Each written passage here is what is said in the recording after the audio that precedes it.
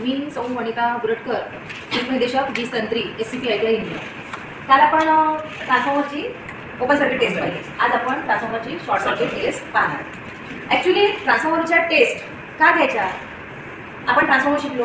काय आहे ट्रान्सफॉर्मर? काय करते ट्रान्सफॉर्मर? तर ट्रान्सफॉर्मर इलेक्ट्रिकल एनर्जी एका ठिकाणाहून दुसऱ्या ठिकाणी ट्रान्सफर करतो, बरोबर आहे। तर ही आपल्याला माहिती आहे, कुठलंही डिव्हाइस असेल, कुठलंही मशीन असेल, तर जेव्हा तिथे आपण इनपुट साईडने काही प्रोव्हाइड करतो आणि आउटपुट साईडने जेव्हा आउटपुट घेतो, तर मधात जे चेंजेस होतात, तर त्याच्यामध्ये काही ना काही रूपात आपली इनपुट एनर्जी वाया जाते, ज्याला आपण काय म्हणतो? इनपुट एनर्जी जिथे खर्च होते मग मधात, इनपुट आणि आउटपुटच्या मधात, तर ते काय आपले लॉसेस आहे ना। तर लॉसेस कशामुळे होते? काय कारण असेल लॉसेस होण्यापाठीमागे? तर कुठल्याही प्रकारचा फॉल्ट मशीनमध्ये होऊ शकतो, आहे की नाही? तर ते फॉल्ट फाईंड करण्यासाठी आपल्याला टेस्टिंगचा वापर करावा लागतो। तर मग आता आपण शिकत कशाबद्दल आहे? ट्रान्सफॉर्मरबद्दल। आता ट्रान्सफॉर्मरमध्ये कुठल्या प्रकारचे लॉसेस झाले, तर कुठल्या प्रकारचे लॉस होतात? कोर लॉसेस आणि कॉपर लॉसेस। आणि मग समजा कोर लॉसही वाढला तरी आपल्या ट्रान्सफॉर्मरची लीज होईल, आणि कॉपर लॉस झाले तरी आपली इनपुट एनर्जी वाया जाईल, बरोबर आहे। आणि समजा ट्रान्सफॉर्मर, तर हे प्रॉब्लेम आता आपण ट्रान्सफॉर्मर तयार केला, जेव्हा आपण नवीन ट्रान्सफॉर्मर डिझाईन केला आहे, तयार झाला, तर त्याला लोडशी जोडण्या अगोदर पण आपल्याला त्याच्या टेस्टिंग करायचे आहे। आणि जेव्हा ॲक्च्युअलमध्ये हा ट्रान्सफॉर्मर जेव्हा लोडवर काम करत असतो, है ना, तर लोड माहिती आहे लोड आपलं फिक्स लोड राहते का? कधी पण आपलं AC सर्किटवर जे लोड चालते ते कधी फिक्स राहू शकत नाही, है ना। किंवा आपण फिक्स ठेवलंही, आपण कॉन्स्टंट लोडवर समजा एखादी मशीन जोडली, पण आपण त्याची गॅरंटी घेऊ शकतो का की हे लोड कधीच व्हॅरी होणार नाही, किंवा चेंजेसमध्ये कधी फॉल्ट येणार नाही, किंवा कमी जास्त होणार नाही म्हणून, ठीक आहे। तर आपली जी मशीन काम करते, आपलं जे लोड आहे ते कसं आहे? फिक्स नाही, आणि फिक्स नसल्यामुळे त्याची जी रिक्वायरमेंट आहे, कमी झालं तरी पण आहे कमी करंटची आहे, आणि जास्त लोड वाढला तर जास्त करंटची रिक्वायरमेंट आहे। आणि मग ती रिक्वायरमेंट जी राहते आउटपुट साईडनी, तर ती रिक्वायरमेंट कोण पूर्ण करते मशीनची?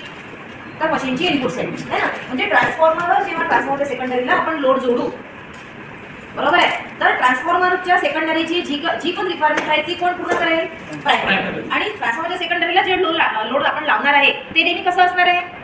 फ्लेक्सिबल, आहे ना, नेहमी बदलणारा लोड असणार आहे, कॉन्स्टंट लोड नसणार आहे। हां, समजा आता एखाद्याची रिक्वायरमेंट आहे की त्याचा लोड एवढा फिक्स आहे, तर तो मग त्याच्याकरता पर्टिक्युलर एक ट्रान्सफॉर्मर जोडलेला असतो, त्याच्यामध्ये तुम्ही दुसरं कुठलाही लोड लावू शकत नाही, त्याला म्हणतात कॉन्स्टंट लोड। म्हणजे ते लोड बदलणार नसेल, ते लोड जेवढा आहे तेवढ्यावरच तो ट्रान्सफॉर्मर काम करेल। समजा लोडमध्ये काही चेंजेस झाले तर ऑटोमॅटिकली ट्रान्सफॉर्मरमध्ये चेंजेस होईल, बरोबर आहे की नाही? तर म्हणजेच काय, तर ट्रान्सफॉर्मर जेव्हा आपण लोडवर लावू, तर ट्रान्सफॉर्मरमध्ये होणारे चेंजेस, ट्रान्सफॉर्मरमध्ये समजा आता हा चेंज कशावर समजते आपल्याला? तर ट्रान्सफॉर्मरच्या कार्यक्षमतेवर। आणि कार्यक्षमता कशावरून समजते? तर आउटपुटवरून, है ना। आपला सगळा जो कॉन्सन्ट्रेशन असतो कुठल्याही मशीनकडून, आपल्या कॉन्सन्ट्रेशन कुठे असतो? आउटपुट साईडवरून, है ना। तर आउटपुट साईडवर मिळणारं जे आउटपुट आहे, आउटपुट व्होल्टेज आहे, ते जर आपल्याला कमी मिळालं तर म्हणजे ऑटोमॅटिकली काय झालं? करंट कमी झाला, म्हणजे आउटपुट एनर्जी कमी होईल, है ना। तर ही आउटपुट एनर्जी कमी झाली म्हणजेच काय? तर ज्या रेटेड व्होल्टेजसाठी आपण ट्रान्सफॉर्मर तयार केलेला आहे, समजा ते रेटेड व्होल्टेज आपल्याला मिळत नाही आहे, म्हणजेच मशीनमध्ये काहीतरी फॉल्ट आला आहे, बरोबर आहे। तर मशीनची कार्यक्षमता वाढवण्यासाठी, मशीनचं व्होल्टेज रेग्युलेशन चांगलं राहण्यासाठी, मशीनमध्ये जर काही फॉल्ट झाला असेल तर तो चेक करण्यासाठी आपल्याला टेस्टिंगची आवश्यकता असते। त्यासाठी आपण काय पाहिली? काल आपण ओपन सर्किट टेस्ट पाहिली। ओपन सर्किट टेस्ट का पाहिजे? तर समजा आपण लोड जोडलेला आहे आणि अचानक आपल्याला माहीत पडलं की आपलं लोड काहीच काम नाही करत आहे, म्हणजेच काय झालं असेल आपलं सर्किट? जर आउटपुट साईड काहीच काम नाही करता येतं, ओपन सर्किट, पण आपल्याला माहित नसेल की आपलं सेकंडरी ओपन झालेली आहे बा, हां, आणि अशा वेळेस आपलं इनपुट कडून तर सप्लाय यूज झालेला आहे, बरोबर आहे की नाही? म्हणजेच मग आता सर्किटमध्ये काय वाढेल? ओपन सर्किटमध्ये तर कोर लॉसेस, म्हणजे तिथे आपली इनपुट एनर्जी वाया चालली, बरोबर आहे। आणि ट्रान्सफॉर्मर काम करत असताना समजा अचानक करंट वाढला, बरोबर आहे, आणि आपलं लक्ष नसतं तर काय होईल? इनपुट साईडवरून त्या करंटची रिक्वायरमेंट वाढेल, तेवढी कॅपॅसिटी आपल्या वाइंडिंगची नसेल किंवा आपल्या लोडची सहन करण्याची नसेल, तर अशा पद्धतीने समजा आपण लक्ष दिलं नाही किंवा आपण ऑब्झर्व केलं नाही मशीनला, तर काय होईल? किंवा मशीनला मेंटेन ठेवलं नाही, तर अचानक तिची कॅपॅसिटी, तिचा रेजिस्टन्स कमी होईल आणि ती जास्तीची हीट होऊन बर्न होऊ शकते आणि ट्रान्सफॉर्मर जळू सुद्धा शकते। तर ह्या सगळ्या प्रॉब्लेमपासून वाचण्यासाठी आपल्याला ट्रान्सफॉर्मरची टेस्टिंग घेणे वेळोवेळी आवश्यक असते। जर असं आपण शॉर्ट सर्किट टेस्ट डायग्राम समजतो सगळ्यांना? सर्किट डायग्राम आता त्यानुसार आपल्याला काय करायचं आहे? कनेक्शन करायचे।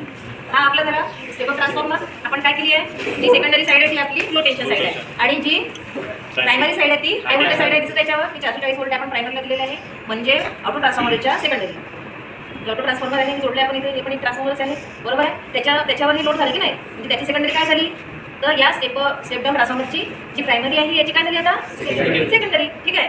करंट मोजण्यासाठी ॲमीटर, पॉवर मोजण्यासाठी वॅटमीटर आणि व्होल्टेज घ्यायसाठी आपण व्होल्टमीटरचा वापर केला आहे, म्हणजे मल्टीमीटरचा वापर केला आहे. आणि व्होल्टेज रेग्युलेट करायसाठी कमी जास्त करायसाठी आपण ट्रान्सफॉर्मर वापरणार आहे. ठीक आहे. आता आपण कोणती टेस्ट घेणार आहे आज? Short circuit. शॉर्ट सर्किट टेस्टमध्ये आपल्याला काय करायचं आहे, तर याच्यातून आता करंट वाहील. ओपन सर्किटमध्ये करंट वाहत नाही आहे ना, म्हणून तिथे आपण व्होल्टेजला कंट्रोल करत होतो. पण आता याच्यातून सेकंडरी करंट वाहणार आहे, म्हणजे आपलं लक्ष कशावर असलं पाहिजे? सर्किटमधून वाहणाऱ्या करंट. ठीक आहे. आता आपण सांगितलं मगाशी की याचा आपण काय काढला? रेटेड करंट काढला. तर रेटेड करंट किती घ्यायचं आपलं? जसं आपलं 1 kVA ट्रान्सफॉर्मर आहे ना, म्हणजे त्याचं रेटिंग किती झालं? 1000 VA. आपण किती व्होल्टेज देणार आहोत? 440.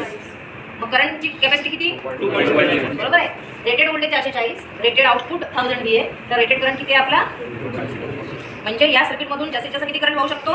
2.5. बरोबर आहे. याच्यावर आपल्याला जायचं आहे का? नाही. आपल्याला हे सर्किट या करंटच्या आतमध्ये चालवायचं आहे. एवढंच करंट, याच्यापेक्षा जास्त याच्यातून आता कामा नाही, तर वाइंडिंग आपली आवश्यकतेपेक्षा गरम होऊन जाईल आणि ट्रान्सफॉर्मर जळण्याची शक्यता जास्त असते. ठीक आहे. आता आपण हे समजतं कनेक्शन तुम्हाला? हे व्होल्टेज रेग्युलेटर एक ॲमीटरला गेला आहे, एक व्होल्टमीटरच्या याला गेला आपण V1ला, आणि त्याच्यातूनच मग एक ॲमीटरमध्ये गेला आहे वॅटमीटरला. वॅटमीटरमधून जो लोड गेला आहे तो म्हणजे याला ट्रान्सफॉर्मरला. ठीक आहे. ट्रान्सफॉर्मरच्या सेकंडरीमधून अगेन वॅटमीटरला, आणि हा जो ट्रान्सफॉर्मरचा सेकंडरी आहे तो व्होल्टमीटरच्या सेकंडरीमधून ऑटो ट्रान्सफॉर्मरच्या सेकंडरीला गेला. समजलं? कनेक्शन त्यासारखंच आहे, फक्त आपण काय केलं आहे तर प्रायमरीची साईड बदलली, व्होल्टेज आणि लो टेन्शन साईड. सुरू करू.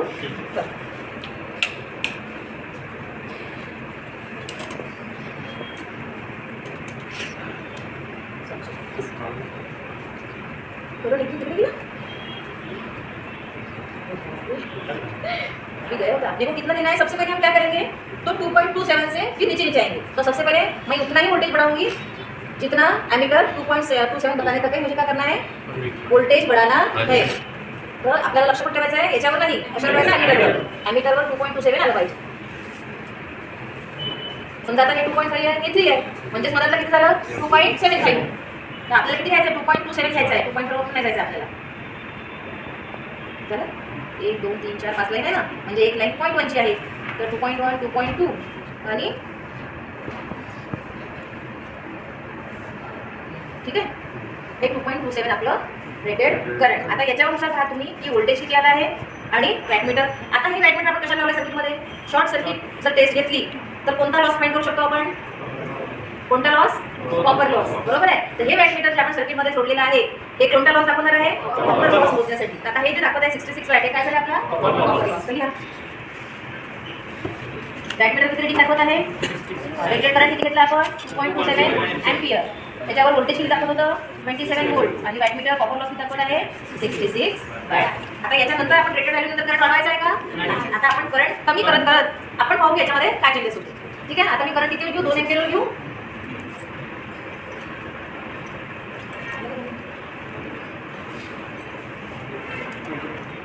मीटर नेहमी एकदम सरळ पाहिजे, इकडे तुम्हाला पाहिजे किती आहे? 2 एम्पियर.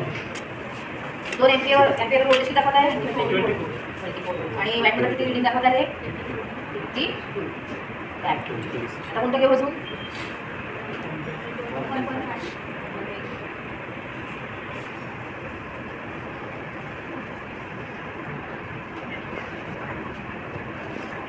किती दाखवत आहे? याच्यावर काय समजत आहे तुम्ही? याच्यावर आपल्याला काय लक्षात येत आहे? जर करंट कमी आहे ना तर कॉपर लॉस कमी. व्होल्टेज म्हणजे करंट जास्त तर कॉपर लॉस जास्त. हा कॉपर लॉस जर कमी करायचा असेल तर काय करावं लागेल? लॉसेस कमी करावं लागेल ना आपल्याला. तर त्याची जेवढी रेटेड कॅपॅसिटी आहे तर लोड आपल्याला कसं लावायचं? आपला लोड तर व्हॅरी होणार आहे. आपला लोड एका प्रकारचा आहे ना. आणि एसी सर्किटवर आपण इंडक्टिव्ह लोड होतो, कॅपॅसिटिव्ह लोड, रेझिस्टिव्ह लोड जोडू शकतो. बरोबर आहे. जर रेझिस्टिव्ह लोड जोडलं तर कॉन्व्हर्टर कसा येतो? युनिटी. तर हा जो कॉपर लॉस आहे हा नेहमी लोडवर आणि सर्किटच्या पॉवर फॅक्टरवर डिपेंड असतो. कशावर असतो? लोड. सर्किटमध्ये जोडलेला लोड आणि त्याच्या पॉवर फॅक्टरवर डिपेंड करेल. जर रेझिस्टिव्ह सर्किट असेल तर पॉवर फॅक्टर युनिटी म्हणजे आउटपुट पॉवर जास्त. बरोबर आहे. लोड जर इंडक्टिव्ह असेल तर पॉवर लॅगिंग पॉवर फॅक्टर मिळते आहे ना. तर पॉवर म्हणजे आपली आउटपुट पॉवर कमी. लॅगिंग पॉवर फॅक्टरमध्ये काय करंट मागे पडतो म्हणजे करंट कमी. करंट कमी तर एमएफ कमी. एमएफ कमी तर आउटपुट पॉवर कमी. बरोबर आहे. आणि जर कॅपॅसिटिव्ह सर्किट घेतलं तर लिडिंग पॉवर फॅक्टर मिळते आहे ना. तर करंट जास्त तर व्होल्टेज जास्त. बरोबर आहे. तर अशा पद्धतीने आपलं जे आउटपुट आहे ट्रान्सफॉर्मरची ती लोडवर डिपेंड करत असल्यामुळे कॉपर लॉसेसही लोडनुसार आणि पॉवर फॅक्टरनुसार बदलत असतात. समजलं? अशा पद्धतीने आपण शॉर्ट सर्किट आणि ओपन सर्किट घेऊन ट्रान्सफॉर्मरमध्ये येणारे फॉल्ट ट्रान्सफॉर्मरची काळजी घेऊ शकतो आणि जी रिस्क आहे, रिस्क फॅक्टर आपण ट्रान्सफॉर्मरमध्ये होणारा कमी करू शकतो.